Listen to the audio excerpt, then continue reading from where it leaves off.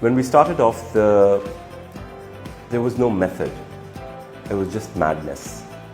For a very simple reason, it was a new space and we were experimenting a lot. Over the 10 years, we have realized what are the spaces that we are in, and for the next 10 years, what are the spaces we need to focus on. So there is method to the madness now.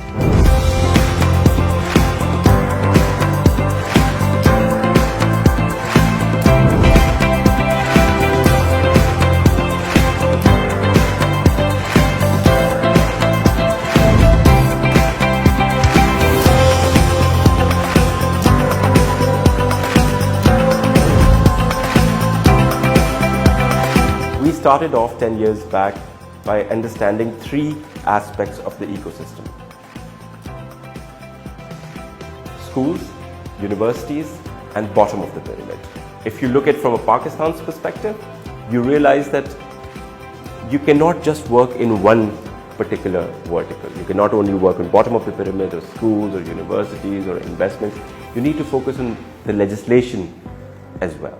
You need to focus on collaborative economy in which your private sector needs to look at social investments and impact in a more valuable manner, in which your not-for-profit sector needs to understand that there is limited grants and there's limited money now because of whatever is happening globally.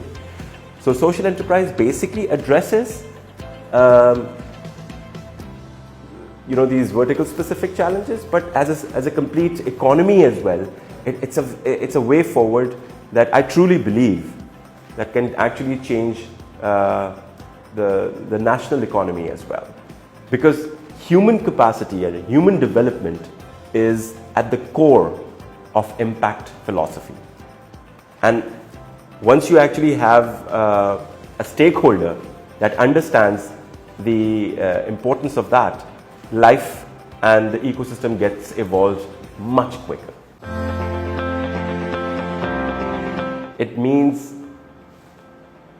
a business space that focuses on improving society through environmental, financial, and societal change, yet making money.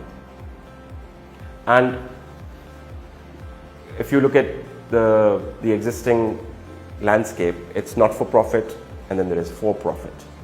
So impact or social enterprise comes right in between as a philosophy and now as a legislation as well, inshallah, in Pakistan, in which a startup or a company will be able to make profit and give it to their shareholders, but by solving a social challenge. It's not just the ultimate space right now, but it's the beginning. Asas policy that the government has come out with predominantly talks about that. You can actually feel the intent of the government in what it says. Again, it's not perfect, it's not extremely articulate, but in the right direction. Look at private sector. Now, private sector conventionally does CSR or conventional investments. You will be pleasantly surprised by the fact that there are very important private sector stakeholders, and like Engro, who have created a benchmark of investing in the impact space and in social enterprises. But the most important bit is the youth. Youth understands this. Youth feels for it, and youth are willing to take risks to make things work. I'm not saying all the social enterprise startups will be phenomenal unicorns coming out of Pakistan. No. Not all the social enterprises or startups need to be or can be unicorns. And hoping for that is delusional. But they are willing to take that bet because they feel they can solve a community challenge through a business model. And it just resonates with them the way it resonated with us 10 years back. What I see a barrier is access to finance and capital in a manner that it should be for social enterprises and startups. And I think the capacity and appetite of risk for the conventional financial service institutions to increase that is something much needed.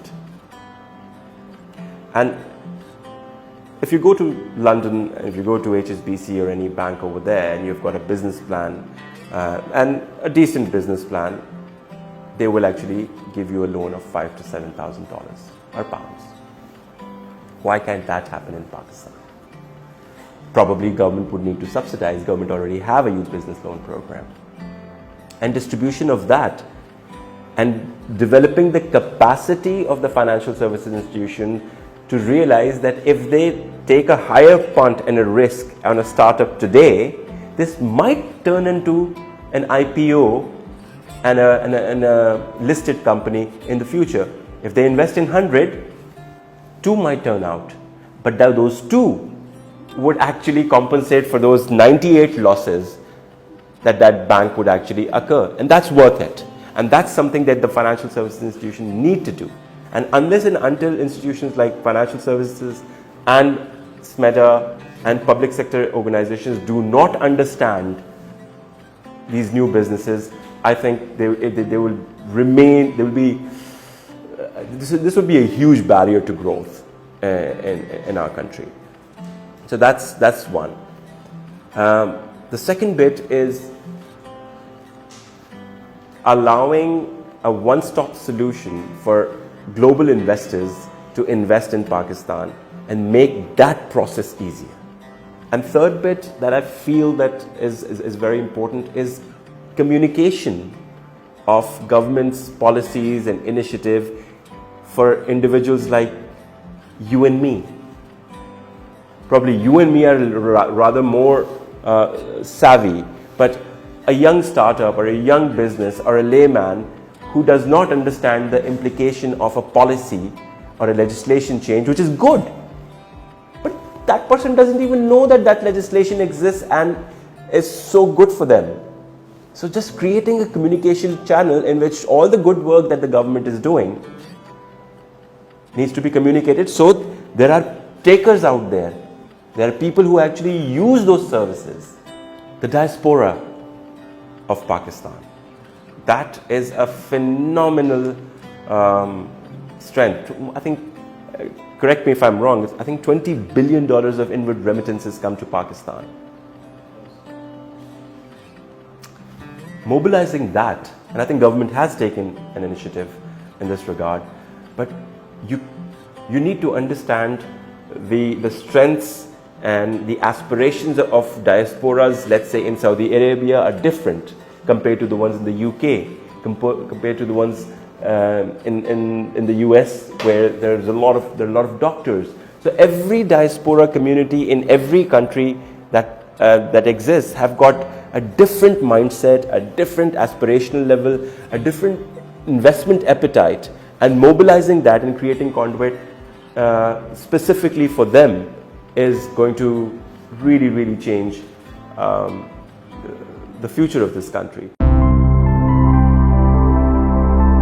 In the impact space,